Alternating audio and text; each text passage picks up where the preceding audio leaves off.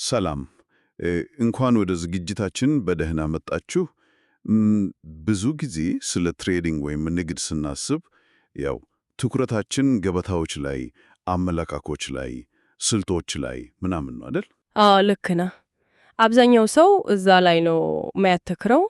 ዛሬ ግን ትንሽ አቅጣጫ ቀየርና ብዙ ጊዜ እምብዛም ትኩረት ማይሰጠው ግን ለስኬት በጣም ወሳኝ ስለሆነው ነገር እናወራለን። ስለ ስነ ልቦና ማለት ነው። በትክክል ስለ ንግድ ስነ ልቦና እና ይህንን የምናደርገው የማርክ ዳግላስን The Disciplined Trader ተግሳጽ ያለው ነጋዴ የሚለውን መጽሐፍ እንደ መነሻ ተጠቅመን ነው። የዛሬው የጥልቀት ውይይታችን ዋና ዓላማው ምንድነው ቃልን የአእምሮ ዝግጅት፣ ራስን መግዛት፣ የስሜት ቁጥጥር፣ እነዚህ ነገሮች ለምን ከንግድ ስልቶች ምናልባትም የበለጠ ለስኬት ወሳኝ እንደሆኑ መመርመር ነው። በጣም አስፈላጊ ነጥብ ነው። ብዙዎቹ የሚዘነጉት እና አንድ በጣም የሚገርም ሐሳብ አለ ለመነሻ።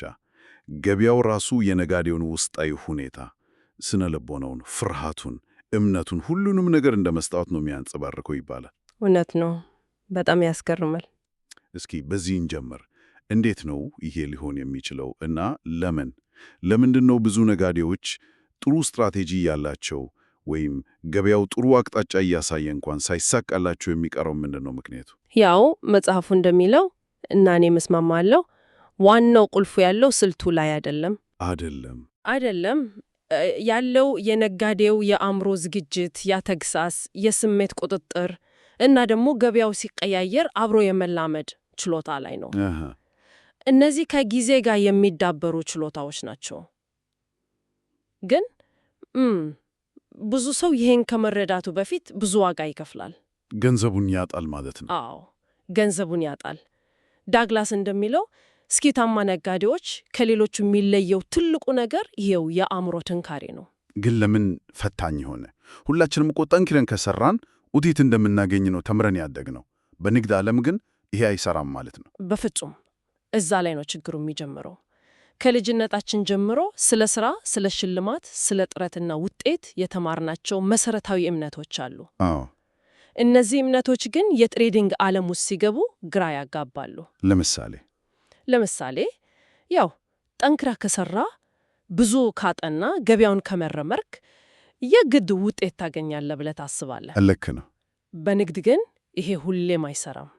ብዙ ልትለፋ ትችላለህ፣ ግን ገበያው በተቃራኒው ሊሄድ ይችላል። እውነት ነው። ምክንያቱም ገበያው በጣም የተዘበራረቀ ነው፣ ተለዋዋጭ ነው፣ ቀጣይነት ያለው ነው። መቼ ጀመሩ መቼ እንደሚያልቅ ግልጽ አይደለም። ምንም አይነት መጀመሪያና መጨረሻ የለውም። እና ይሄ ባህሩ ከፍተኛ ጭንቀት ይፈጥራል፣ ፍርሃት ያመጣል፣ ጥረትና ውጤት አይመጣጠንም ብለህ እንድታስብ ያደርጋል። በጣም ከባድ ነው። ዳግላስ የሚያናጠው ልክ የእሳት ተራማጆች ፍም ላይ ሲራመዱ ያላቸውን እምነት እንደሚቀይሩት አይነት ነው ይላል። ነጋዴም ስለ ገበያው ያለውን መሰረታዊ እምነት መፈተሽና መቀየር አለበት። ሌላው በመጽሐፍ ውስጥ ያለው ጠንካራ ሐሳብ ገበያው ሁልጊዜ ትክክል ነው የሚለው ነው። ይሄ ምንድን ነው? እኛ ሁሌም ተሳስተናል ማለት ነው? የግድ እኛ ተሳስተናል ማለት አይደለም። ዋናው ነጥቡ የዋጋ እንቅስቃሴው የሚያንጸባርቀው የአንድን ግለሰብ ትንተና ትክክለኛነት አይደለም። ይልቅስ በገበያው ውስጥ ያሉ በሺዎች የሚቆጠሩ ተሳታፊዎች የጋራ እምነትና ስሜት ውጤት ነው። የጋራ ስሜት? አዎ።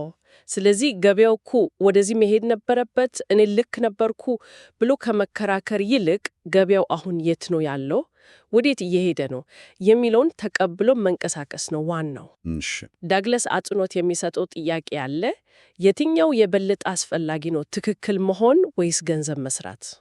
ጥሩ ጥያቄ ነው። አዎ፣ ብዙ ሰው ሳያውቀው እኔ ልክ ልሆን በሚለው ፍላጎት ይታሰራል። ግን የገበያው እውነት የጋራ ስምምነት ውጤት ነው።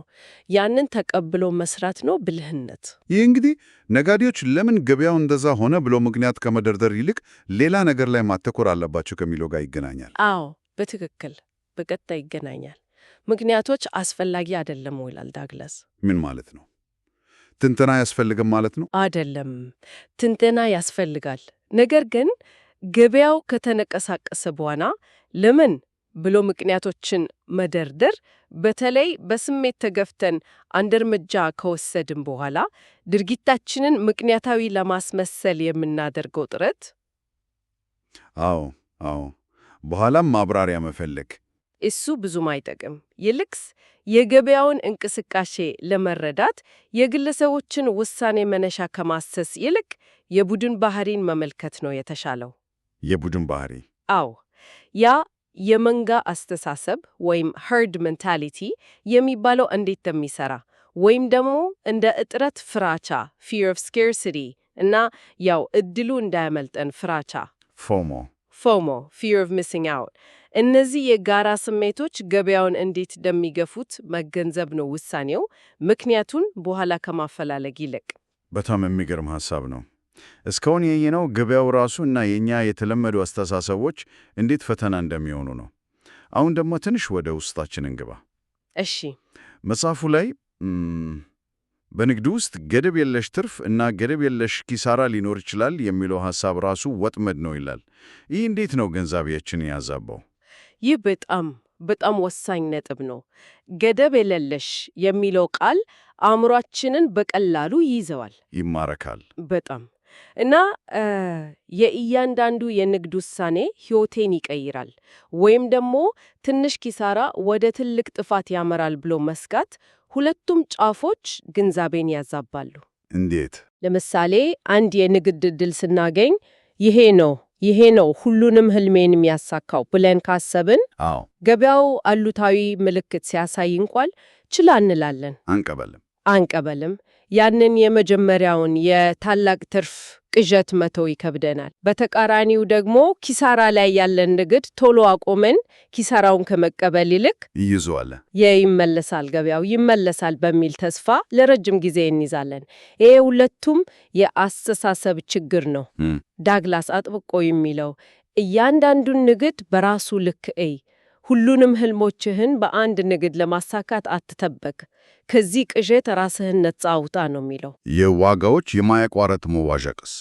ይሄ በራሱ እነዚህን ስሜቶች ያባብሳል። ስግብግብነትን፣ ኪሳራን ለመቀበል መቸገርን። በእርግጠኝነት የዋጋ እንቅስቃሴ ማያቋረጥ መሆኑ በራሱ የስነ ልቦና ጫናው ከፍተኛ ነው። ትርፍ ላይ ስንሆን ትንሽ ሲጨምር አረ ትንሽ ልቆይበት ገና ይጨምራል እያልን ስግብግብነት ሊይዘን ይጫዳል። በቃ አይመስልም፣ ትርፉ በቂ አይደለም። ኪሳራ ላይ ስንሆን ደግሞ ያው እውነታውን መቀበል ይከብዳል። ኪሳራውን እስካላቆምኩት ድረስ እውን አይደለም ብለን ራሳችንን ልናታልል እንችላለን። እያየን እኮ ነው የሚከስረው ግን። ዳግላስ ይህንን ፓሲቭ ኪሳራ ይለዋል። ቁማር ላይ ገንዘብ ለማጣት ንቁ ውሳኔ ማድረግ አለብህ በእያንዳንዱ ውረድ። መውራረድ አለብህ። በንግድ ግን አንድ ቦታ ከያዝክ በኋላ ምንም ሳታደርግ ኪሳራው እየጨመረ ሊሄድ ይችላል። ገበያው በአንተ ላይ የተነቃሳሰ ነው። ይህ ደግሞ ኪሳራውን አምኖ ለመቀበልና እርምጃ ለመውሰድ ስነ ልቦናዊ በሆነ መንገድ ከባድ ያደርገዋል። ከባድ ነው። እና በዚህ ጊዜ አእምሯችን ራሱን ለመከላከል ተለያዩ ዘዴዎችን ይጠቀማል። ማመካኘት፣ ገበያው ነው ስህተት፣ እኔ ልክ ነበርኩ ማለት፣ ራሽናላይዜሽን። ወይም ደግሞ ሌሎች የግንዛቤ ማዛባቶች ኮግኒቲቭ ባያስስ፣ ለምሳሌ ያዝነውን አቋም የሚያጠናክሩ መረጃዎችን ብቻ የመረጡ ማየት። ፍርሃትን እንዴት ነው የሚያየው መጽሐፉ? ስለ ፍርሃትና ስግብግብነት ብዙ ይወራል አይደል? ፍርሃትማ በጣም መሰረታዊ ነው። ዳግላስ እንደሚለው ፍርሃት በአብዛኛው የሚመነጨው ከኪሳራ ጋር ከተያያዙ አሉታዊ እምነቶች ነው። ካለፈው ተሞክሮ ማለት ነው። አንድ ጊዜ ክፉኛ ከከሰርን ያ ትውስታ፣ ያ ስሜት ቀጣይ ውሳኔዎቻችን ላይ ጥላ ያጠላል፣ መርዛማ ይሆናል። በትክክል ፍርሃት ሲሰማን መረጃ የምንቀበልበት መንገድ ይዛባል፣ ገበያውን የምንተረጉምበት መንገድ ይዛባል። እንዴት ነው የሚዛባው? አደጋን ከልክ በላይ እናጋንናለን፣ ወይም ደግሞ ጥሩ የንግድ ዕድሎችን እያየን አረ ይሄም እንደዛኛው እንዳይሆን ብለን በፍርሃት ሳንጠቀምባቸው እናልፋለን። ዕድሎችን ያሳጣል በጣም። በአጠቃላይ ፍርሃት ምርጫዎቻችንን በእጅጉ ይገድባል፣ ከመሳሳትና ከኪሳራ የማማር ሂደቱንም ያደናቅፋል። በአሉታዊ ኃይል ፍርሃት፣ ጥርጣሬ እና በአውነታዊ ኃይል በራስ መተማመን፣ ተቀባይነት መካከል ትልቅ ልዩነት አለ። አሉታዊ ልምዶች ፍርሃትን ያዳብራሉ፣ አውነታዊ ልምዶች ደግሞ በራስ መተማመንን ይገነባሉ።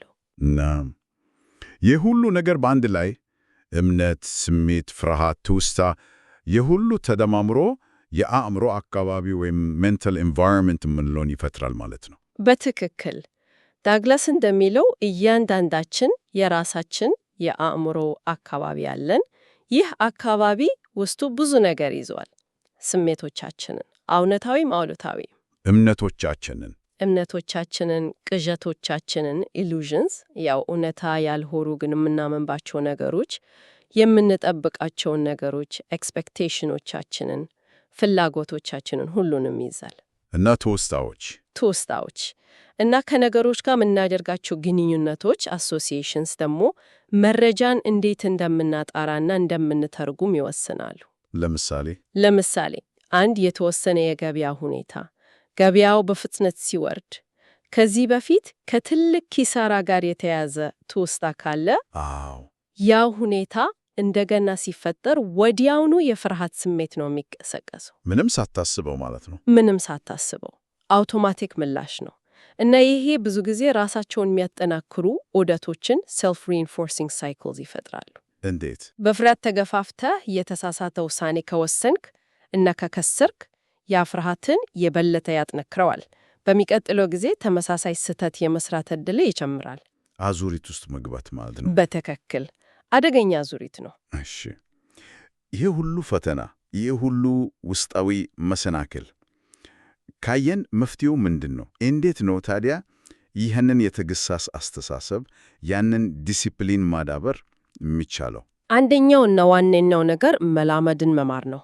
ከአዲስ ሁኔታዎች ጋር የመላመድ አስፈላጊነትን መገንዘብ። መላመድ? አዎ። ዳግላስ በሕይወታችን የምናገኘው እርካታ ከአካባቢያችን ለውጦች ጋር በፍጥነት የመላመድ ችሎታችን ጋር በቀጥታ የተቆራኘ ነው ይላል። የሚገርም ነው። እና ንግድ ደግሞ በባህሪው የማያቋርጥ ለውጥ ያለበት አካማሪ ነው። ስለዚህ ስኬታማ ለመሆን ግድ መማርና መላመድ ያስፈልጋል። መማር ግን ቀላል አይደለም አይደል? ቀላል አይደለም። ነባር እምነቶቻችንን መጋፈትን ይጠየቅ። ምቾት ከሚሰጥን አስተሳሰብ ውጭ መውጣትን ይጠየቅ። የራሳችንን ውስነቶች ማወቅን ይጠየቅ። ብዙ ጊዜ ስሜታዊ ህመም ሲሰማን ለምሳሌ በንግድ ኪሳራ ምክንያት የሚመታ ሐዘን፣ ንዴት፣ ብስጭት ይሄ የሆነ ነገር መማር ወይም መቀየር እንዳለብን የሚያሳይ ምልክት ነው። እንደ ጠቋሚ ነገር ነው ማለት ነው። አዎ፣ እንደ ጠቋሚ ነው። ዝም ብለን ህመሙን ከማፈን ይልቅ ምን ሊያስተምረኝ የሞከረ ነው ብሎ መጠየቅ ያስፈልጋል። እሺ፣ መማር ወሳኝ ከሆነ ግብ አውጥተን ያንን ግብ ለማሳካት ስንሰራ ምን አይነት ነገሮች ነው ማጤን ያለብን? ሂደቱ ምን ይመስላል? ግብን የማሳካት ሂደትም የራሱ ስነ ልቦናዊ ገጽታዎች አሉት። በመጀመሪያ ያው የምንፈልገውን ነገር ፍላጎታችንን በትክክል መለየት አለብን። እሺ። ከዛ ግልጽና ሊለካ የሚችል ግብ ማውጣት። ግን ከዚህ ባለፈ በውስጣችን ያሉ እና ከውጭ የሚመጡ ኃይሎችን መረዳት በጣም ወሳኝ ነው። ውስጣዊ ኃይሎች ስትይ ለምሳሌ በውስጣችን እርስ በርስ የሚጋጩ እምነቶች ኮንፍሊክቲንግ ቢሊፍስ ሊኖሩ ይችላሉ። እንዴት? በአንድ በኩል ስኬታማ ነጋዴ መሆን ትፈልጋለህ፣ ገንዘብ መስራት ትፈልጋለህ። በሌላ በኩል ደግሞ ከልጅነትህ ጀምሮ ገንዘብ የክፋት ምንጭ ነው ወይም ሀብታሞች ጥሩ ሰዎች አይደሉም የሚል ስር የሰደደ እምነት ካለ እርስ በርሱ ይጋጫል። በጣም እነዚህ ሁለት እምነቶች ይጣላሉ። ሳታውቀው ለስኬት እንቅፋት ይሆናሉ። ሳናውቀው ራሳችንን እናበላሻለን ማለት ነው። ልክ እንደዛ ሴልፍ ሳቦታጅ የምንለው። እንዲሁም ያልሻሩ ስሜታዊ ቁስሎች ካለፉት ልምዶች፣ እነዚህም አፈጻጸማችንን ሊጎዱ ይችላሉ። ይህንን ማወቅና መፍታት ያስፈልጋል። በጣም ይህንን ነው ዳግላስ የአእምሮ ኃይልን በአግባቡ መጠቀም የሚለው። የአእምሮ ኃይላችንን አሉታዊ አስተሳሰቦችና ስሜቶችን በማመንጨት ከምናባክን ይልቅ ቁስሎችን ለመፈወስ፣ እምነቶችን ለመቀየር እና ደግሞ ስህተቶችን እንደ ውድቀት ሳይሆን እንደ መማሪያ አጋጣሚዎች ለመቁጠር መጠቀም አለብን። ስህተቶች እንደ መማሪያ? አዎ። አንድ ቁልፍ ሐሳብ አለው። ስህተቶች ገና አልተማርነውን ነገር ይጠቁማሉ ይላል። ስህተት ሰራ ማለት አልተሳካለህም ማለት አይደለም። የሆነ ያልተረዳው ነገር አለ ማለት ነው። ጥሩ አመለካከት ነው።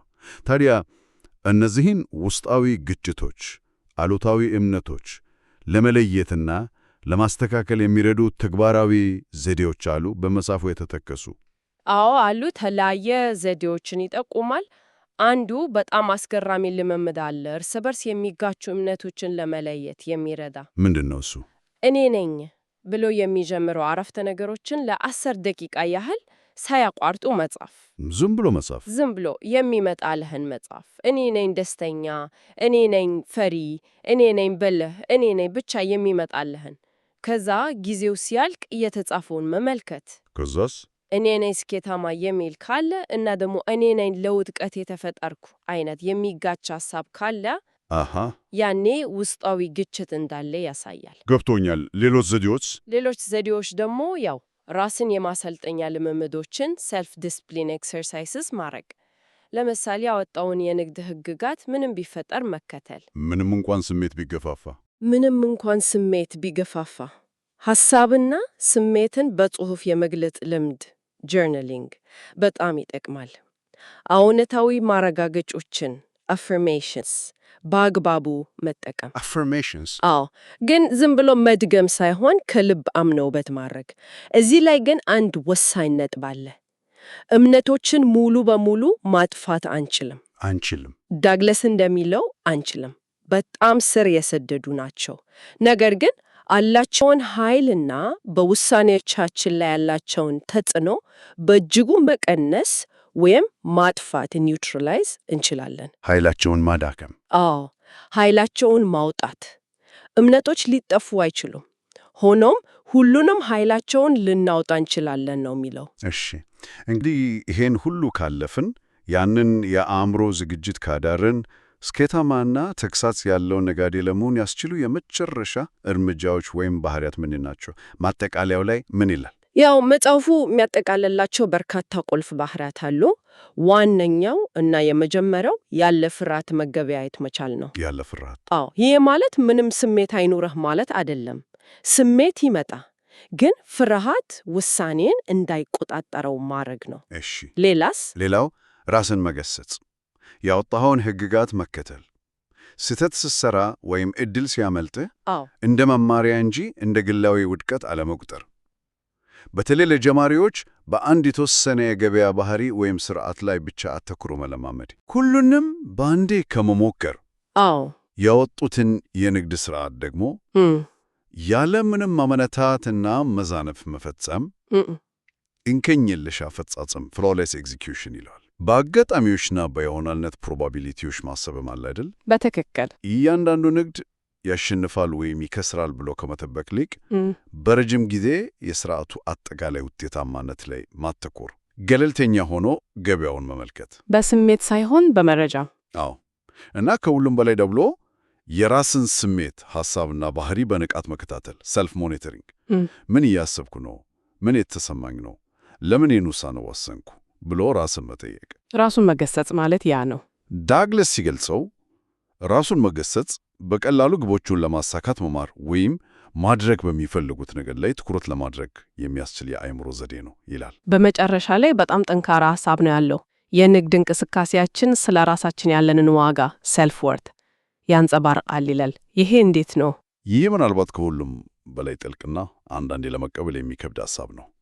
ዳግለስ እንዲህ የሚለው ለራሳችን ያለን አዎንታዊ ስሜትና ዋጋ፣ ለራሳችን የምንሰጠው ግምት በቀጥታ የገንዘብና የሌሎች በረከቶች ወደኛ መፍሰስ ላይ ተጽዕኖ ያሳድራል። እንዴት? ራሳችንን እንደምንወድና እንደምንቀበል ከተሰማን ለስኬትና ለብልጽግና የተገባን እንደሆነ እናምናለን። በቃ ይገባኛል ብለን እናምናለን። እነዚህ ሳናውቀው እድሎችን እንድንጠቀምና ስኬትን እንድንቀበል ያደርገናል። በተቃራኒው ደግሞ በራስ መተማመን ከሌለን ወይም የጥፋተኝነት ስሜት ካለን ሳናውቀው ስኬታችንን እናበላሻለን። ሰልፍ ሳቦታጅ። አዎ፣ እዛ ጋም ይመጣል። ስለዚህ ንግድ ማለት የገንዘብ ጨዋታ ብቻ አይደለም፣ ራስን የማወቅ እና የማሳደግ ሂደትም ጭምር ነው። እውነት ነው። እና በተከታታይ መማርና ማደግ ደግሞ ስለ ራሳችን አቅምና ችሎታ ያለንን እምነት ያሳድጋል። ዳግላስ በአንድ አስገራሚ አባባሉ የንግድ ስራው በቀላሉ በማንኛውም ቅጽበት ራስዋን ምን ያህል እንደሚወዱ የነግሮት ግብረ መለስ ዘዴ ነው ይላል። ዋው! በጣም ጠንካራ ሐሳብ ነው። እንግዲህ ከዚህ ሁሉ ውይይት በኋላ ዋናው መልእክት ወይም ቁም ነገር ምንድን ነው? ስኬታማ የንግድ ሰው ለመሆን ያው ከገበያ ትንተና ከስልጠቶቹ እውቀት ባሻገር የራስን ስነ ልቦና መረዳት እና ማስተዳደር፣ ተግሳጽን ማዳበር፣ ስሜትን መቆጣጠር፣ አሉታዊ እምነቶችን መጋፈጥ፣ እነዚህ ሁሉ እጅግ በጣም ወሳኝ ናቸው ማለት ነው። በትክክል ቴክኒካል ችሎታ አስፈላጊ ነው፣ ያንን ማንም አይክድም። ነገር ግን ያለ አእምሮ ጥንካሬ፣ ያለ ዲሲፕሊን ብቻውን በቂ አይደለም። ብዙ ጊዜ የሚጎድለው እሱ ነው። እውነት ነው። እና ለመደምደሚያ ያህል አድማጮች እንዲህ ብለው ቢያስቡበትስ? እሺ፣ ገበያው የጋራ ስነ ልቦናችንን መስታወት ከሆነ የራሳችንን ውስጣዊ ስነ ልቦናዊ ቀስቃሾች፣ ፍርሃቶች፣ እምነቶች፣ እነዚህን ሁሉ ጠልቀን መረዳታችን በንግድ ውስጥ ብቻ ሳይሆን እርግጠኛ ባልሆኑና ውስብስብ በሆኑ ሌሎች የህይወት ሁኔታዎች ውስጥ በሌሎች የህይወት ዘርፎች በስራ ቦታ፣ በግንኙነቶች፣ አስቸጋሪ ውሳኔዎች ስንወስን በእነዚህ ሁሉ ሁኔታዎች ውስጥ እንዴት የተሻለ አቅጣጫ ለመያዝና ሚዛናዊ ለመሆን ሊረዳን ይችላል። ከንግድ ባሻገር ያለው ትርጉሙ በትክክል ይህ ከንግድ ባሻገር ሁላችንም ልናሰላስልበት የሚገባ ጥያቄ ይመስለኛል።